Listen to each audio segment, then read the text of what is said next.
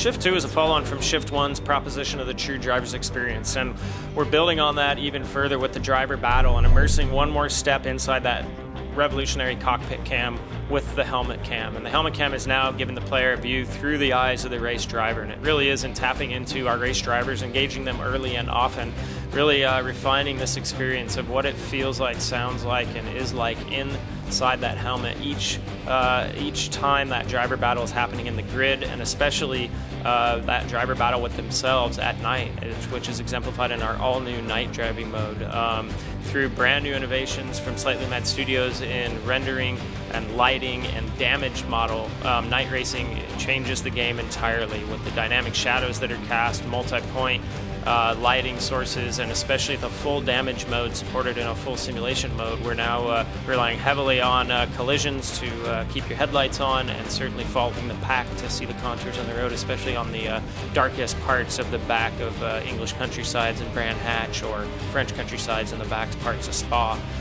That helmet cam is really playing up the visual elements of being a driver battling in the grid, but certainly through Autolog now we're playing up the social competition of competitive track-based racing, and Autolog is now Need for Speed DNA integrated in a perfect marriage with Shift 2 Unleashed. Your career progression is assisted through an all-new performance customization mechanic, and it really is the driver level progression, which is unlocking performance attributes, performance additions to your car. Through cash rewards, you're getting enough money to afford those. You're being allowed to now do complete engine swaps, suspension, full tuning and testing and iterating and saving performance tuning for each track and each car, especially for online competition.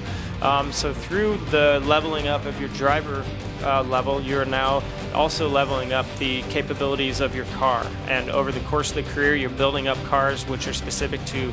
the career branches. So for a drift career branch you may build up a S13 Nissan platform. Team's Need for Speed's representation around the globe in motorsport is really reflected directly into Shift's career designs, and as such we have now over 120 cars that we're introducing in Shift 2, which represent very iconic, classic versions of cars that are represented in car culture in each of these disciplines, as well as retro machines,